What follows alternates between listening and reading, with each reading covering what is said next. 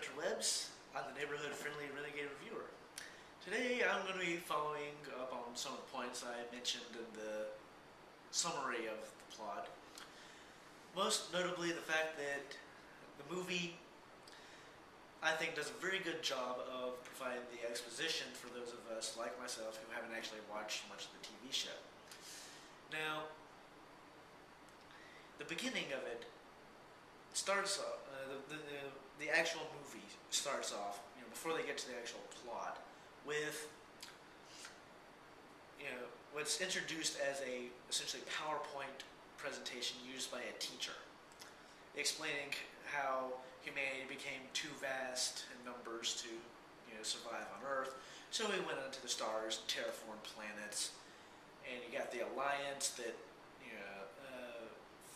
that formed a parliament and tried to suppress the independent systems. And you got the old war, and then the Battle of Serenity Valley, hence the name of the show and all that.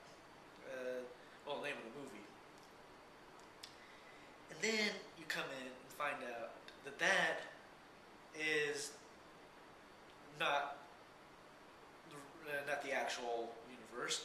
It's actually a dream implanted in River's mind by the people she's being brainwashed by during an inspection.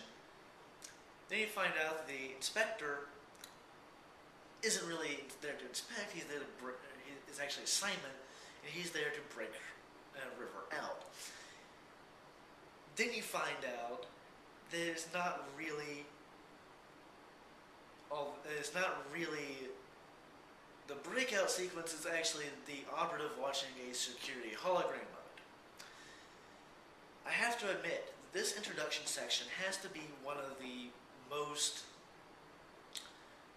complex and probably one of the most well done for complex exposition pieces that I've ever seen. Now, other exposition,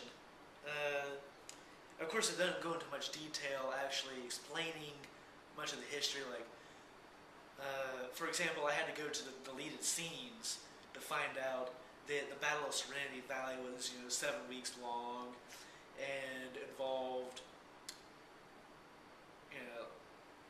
like 2/3 casualties on the side of the independents and all that, all those good details. However, you do get enough actual nuggets of the history, especially when Jane and Captain Reynolds are fighting. You get enough of a sense you get enough of the history to make this relevant to the plot. So, the movie provides you what you need to know without drowning you in pointless exposition. You get what you need, you get explanation as to what's necessary, so on and so forth, but leaving you enough of an interest to go back and actually watch the TV series, which from a marketing perspective is probably what they're trying to go for. Now we need to get to the negative aspects of the plot. Namely, the contradictions that I see in this movie. I'm going to start off, I'm going to play you a clip here of the battle between the Reavers and the Alliance. I want you to pay attention here when I show this.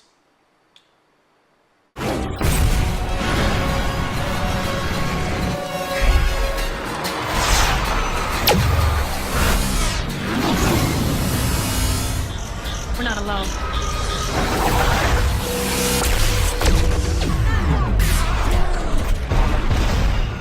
EMP! Everybody strap yourselves into something. Jane, got it! Haley, come on! Hold it! Do you notice that? They get hit by an EMP. And what does Captain Reynolds do? He pulls down his PA system microphone and speaks to the rest of the crew through that. Objection! Now, I'm not an expert on this subject, but I'm kind of under the impression that PA systems are electronic equipment, and EMPs wipe out all electronic equipment. Seriously, I'll point watch this again. EMP! Everybody strap yourselves into something. Jane? Take that! The second major plot contradiction that I see here is, well, you remember how I said that the doctor got hit? You know, Simon got hit, and you know that ends up motivating River to go and kill all the Weavers, and so on and so forth. And also, remember how I mentioned in the character reviews that Kylie, the mechanic, was probably one of the horniest characters I've ever seen? Well, yeah. At the end, they have a funeral where they bury Mr. Universe, who they show getting killed, Shepard, who they show dying. They have a burial for the pilot, and they show a funeral. There's a grave for every single person that you see get hit during the lead up to the climax. Hold it! You know, like I said, Simon. Not Simon. Every single character that gets hit, there's a funeral for.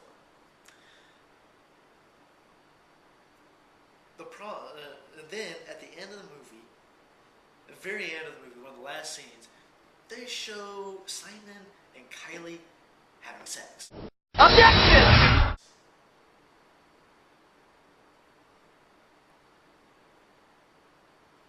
Now, when Simon got hit. He definitely got hit by something. That was a very big plot point during the climax. And they show River putting flowers on a grave. She puts flowers on the grave. It's the and now, granted, the grave that she puts the flowers on is unmarked, but the only person that got hit during the climax and the lead up to the climax that didn't have a grave with a holographic thing on it was Simon. Which, so this leads me to believe that this grave was Simon, meaning, he kind of died.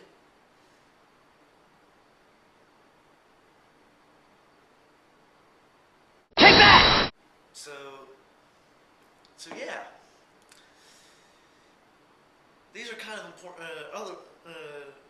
granted they don't take away too much, but still, they're rather obvious contradictions to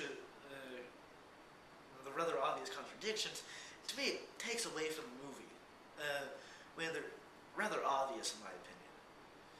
So that's just my 2 cents. That's it for tonight. I shall report in later when I have my miscellaneous wrap-up video for Serenity. Peace out. See you then.